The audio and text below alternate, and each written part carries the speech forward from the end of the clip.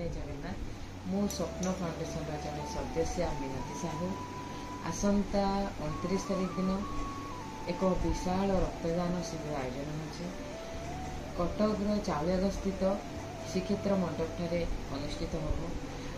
Cuttack Bhubaneswar police commissioner और स्वप्न foundation मिलित सहयोग में रक्त कर्कट रोग पीड़ित और थैलीसीमिया रोग पीड़ित कुनि कुनि पिला रक्तदान शिविर आयोजन हो। तो देवी रक्त आपण मैंने भी आसतु आम समस्ते मिलमिशि रक्त दबा जनक रक्त 3 जन जीवन आम बंचे पार। रक्तदान महदान रक्तर कौन विकल्प नहीं। रक्तदान महदान तारीख जमा भूलें 29 तारीख समय सकाल 9टा 4 आसतु आम समस्ते बहुत मात्रा जोगदे काम हस फुटे पार। रखुची जय जगन्नाथ।